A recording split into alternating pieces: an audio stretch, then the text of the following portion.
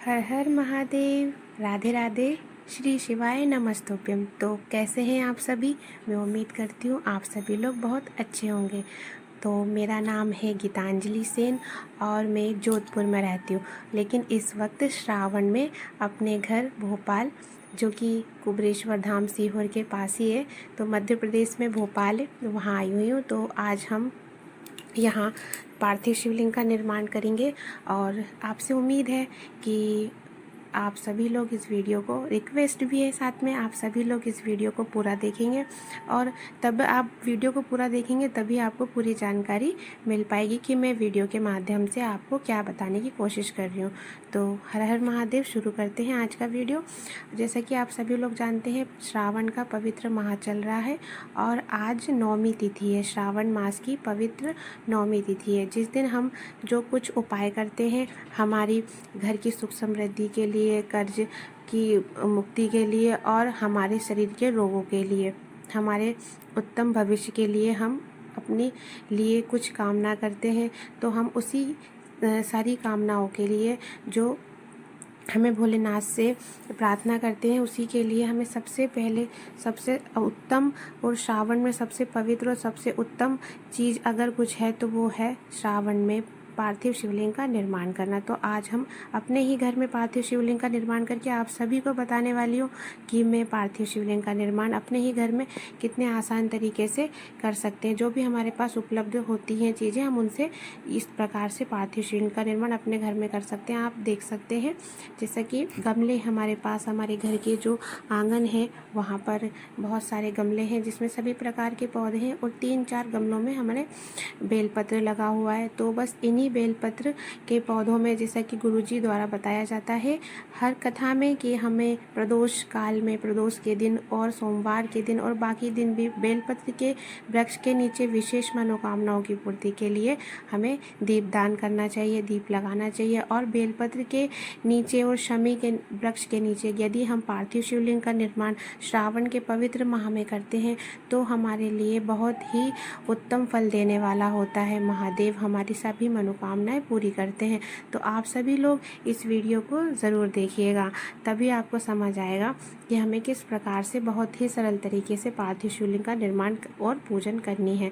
तो यहाँ पर मैंने, आप देख सकते हैं, गमला है, गमले की ही मिट्टी को लेकर, हम जरूरी नहीं है कि आप पूरा पार्थिव शिवलिंग बनाएं, पूरा शिवलिंग जलाधारी सहित बनाएं। अगर आपको नहीं आता या आपके पास वक्त नहीं है तो कोई बात नहीं, आप ऐसा कीजिएगा, गमला लीजिए, आपके पास जो भी गमला हो। बस एक चीज़ का विशेष ध्यान दीजिएगा कि आप उस गमले में तुलसी माता नहीं होनी चाहिए, तुलसा जी नहीं होना चाहिए, क्योंकि उससे हमें दोष लगता है।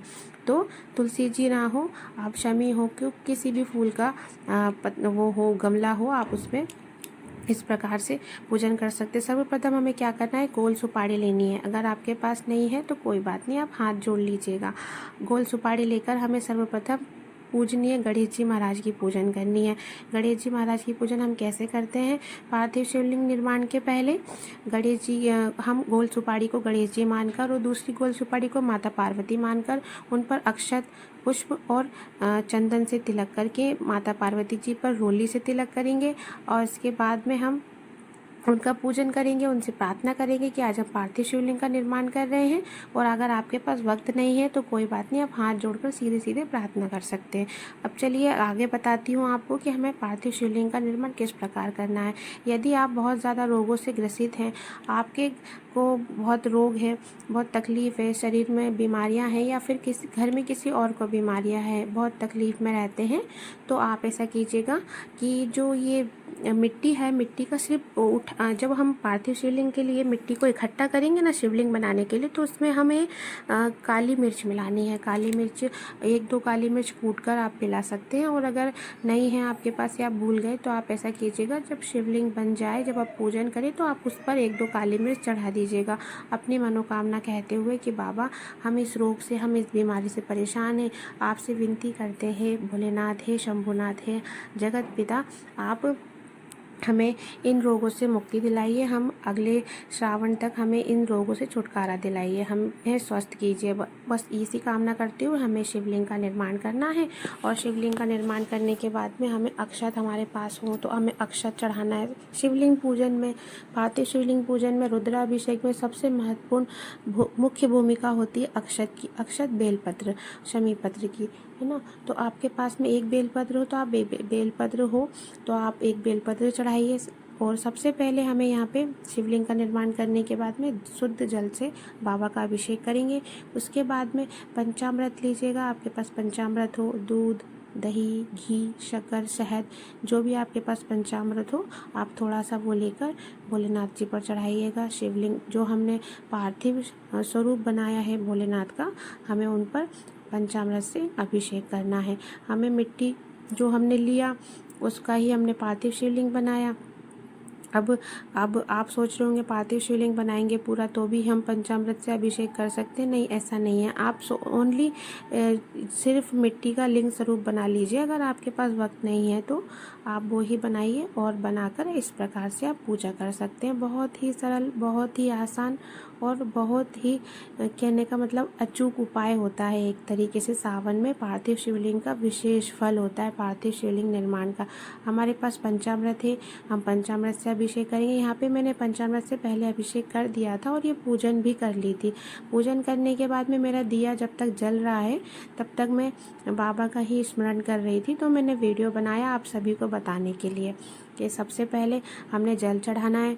उसके बाद में हम पंचामृत से भगवान का अभिषेक करेंगे। पंचामृत बोलने का मतलब दूध, दही, घी, शक्कर, शहद आप एक एक करके चढ़ा दीजिए या आप थोड़ा सा एक कटोरी में मिला लीजिए। आप इकट्ठा पंचामृत बनाकर उससे आप बाबा का पर समर्पित कर सकते हैं।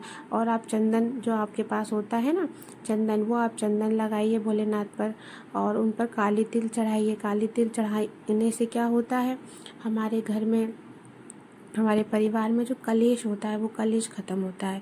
आए दिन किसी ना किसी बात पर से ना दिमाग में टेंशन रहता है। हम सोच रहे होते हैं अरे यार ऐसा कैसे हो गया, ये क्यों हो गया, मतलब किसी न किसी बात पे तो टेंशन होता ही रहता है। लड़ाइयाँ होती हैं, झगड़े होते हैं, मन मुटाव होता है। तो उसके लिए सबसे अच्छा उत्तम उपाय होता है पार्थिव शिवलिंग पर काली तिल चढ़ाना। काली तिल बहुत ही अच्छी मतलब उपाय है। पार्थिव शिवलिंग में काली तिल हम रोग मुक्ति के लिए, विशेष मनोकामना पूर्ति के लिए और घर के जो भी कलेशों को दूर करने के लिए काली तिल चढ़ाते हैं। और शहद चढ़ाते हैं। शहद किस लिए चढ़ाया जाता है, अगर हमारे घर में पति पत्नी के बीच लड़ाइयाँ होती हैं जो, तो वो नहीं होती हैं उससे।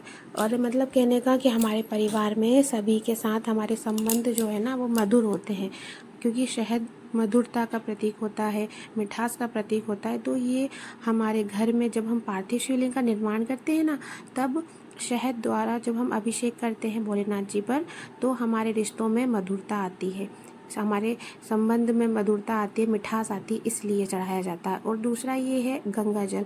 अगर आपके पास गंगा जल रखा हो तो आप गंगा जल चढ़ा दीजिएगा। और अगर नहीं है तो आप जैसे नर्मदा जी का जल है तो नर्मदा जी का जल भी चढ़ा सकते हैं।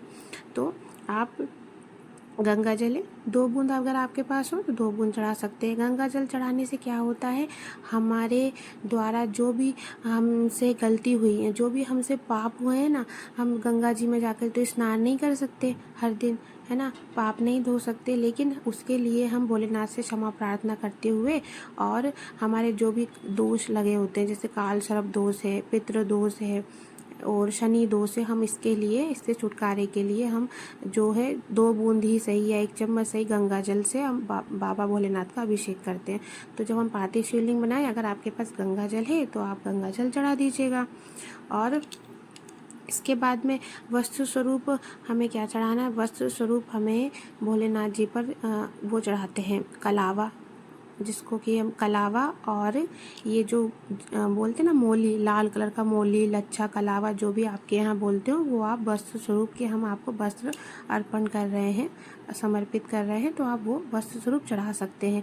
आप बेलपत्र चढ़ाइए और आपके पास पुष्प हैं तो आप पुष्प चढ़ा दिए। अक्षत के दाने चढ़ाते समय एक बात का विशेष ध्यान रखिएगा कि आप अक्षत बिल्कुल साबुत चढ़ाइएगा, क्योंकि टूटे हुए अक्षत किसी भी पूजन के लिए शुभ नहीं होते, शुभता का प्रतीक नहीं होता है। इसलिए आप संपूर्ण अक्षत भले ही एक दाना चढ़ाएं लेकिन पूरा चढ़ाएं। ठीक है, आपको मेरी बात समझ आ रही होगी। इसके बाद में अक्षत चढ़ा दिया, आपने काली तिल रोग मुक्ति के लिए चढ़ा दिया, आपने काली मिर्च चढ़ा दिया, आपने शहद, पंचामृत, दूध, दही, घी, शक्कर चढ़ा दिया, आपने जो है ये कलावत वस्त्र स्वरूप चढ़ा दिया। उसके बाद में अगर आपके पास चंदन लगा दिया, अगर आपके पास में वो है जनेऊ, तो आप भोलेनाथ जी को जनेऊ चढ़ा दीजिए, और अगर नहीं है तो हाथ जोड़ लीजिए। और इन सब चीज़ों से, पंचामृत से स्नान कराने के बाद, चंदन रोली तिलक करने के बाद आप भोलेनाथ से प्रार्थना कीजिएगा कि बाबा, हमने इस मनोकामना के लिए पूरी श्रद्धा के साथ आपका यह पार्थिव शिवलिंग का निर्माण किया है, और दिया जलाकर आप उनसे प्रार्थना करें, आप उनकी आरती करें, पूजन करें। इसके पश्चात जब तक दिया जलता है तब तक आप बाबा का बैठकर स्मरण करें, और जब दिया पूरी तरह से ठंडा हो जाए तो वहीं पर एक हाथ से शिवलिंग को थोड़ा थोड़ा दबाते हुए दूसरे हाथ से लोटे से जल चढ़ाते हुए और अपनी कामना कहते हुए कि बाबा, मैंने आज आपका पार्थिव शिवलिंग का निर्माण किया है। बाबा, अगर मुझसे कोई गलती हो जाए ना तो मुझे क्षमा कर देना, लेकिन बाबा मेरे घर में बहुत दुख है, मेरे घर में बहुत कलेश होता है, मेरे घर में बहुत बीमारियां हैं, या जो भी आपकी कामना है, या बच्चों को लेकर कामना है, या नौकरी को लेकर कामना है ना, वो सभी आप विसर्जन करते वक्त बाबा से कहिएगा, प्रार्थना करिएगा कि बाबा, हमारी ये मनोकामनाएं आप ज़रूर सुने, ज़रूर पूरी करें। और मैं उम्मीद करती हूँ कि जब तक अगला सावन आएगा तब तक आपकी यह पार्थिव शिवलिंग के जो पूजन की है, जिस मनोकामना से पूजन की है ना, वो पूरी तरह से वो मनोकामना ज़रूर पूरी होगी। 5 में से 3 मनोकामना तो आपकी ज़रूर ही पूरी होगी, और भोलेनाथ आपकी 5 ही मनोकामना, जो भी आपकी मनोकामना होगी ना, वो सारी मनोकामना भोले बाबा आपकी पूरी करेंगे। इस प्रकार से हमने यहाँ पर, आप देख सकते, विसर्जन कर दिया है। तो मैं उम्मीद करती हूँ आप सभी को, दिया ठंडा हो चुका था, मैंने विसर्जन कर दिया। मैं उम्मीद करती हूँ आप सभी को यह वीडियो पसंद आई होगी और आपने वीडियो को अंत तक ज़रूर देखा होगा। तो चलिए, मिलती हूँ अगली वीडियो में बहुत ही अच्छी जानकारी के साथ। आप सभी से फिर से एक मेरी रिक्वेस्ट है, विनती है, एक विनम्र आवेदन है कि आप लोग, निवेदन है कि आप लोग वीडियो को पूरा देखें, और वीडियो को अगर अच्छी लगा हो तो शेयर ज़रूर करें, और संतान प्राप्ति के लिए, कर्ज मुक्ति के लिए यह उपाय ज़रूर करें। भोलेनाथ महाकाल बाबा आप सबकी सारी मनोकामनाएं पूरी करें। इसी के साथ मिलती हूँ अगली वीडियो में, तब तक के लिए हर हर महादेव, श्री शिवाय।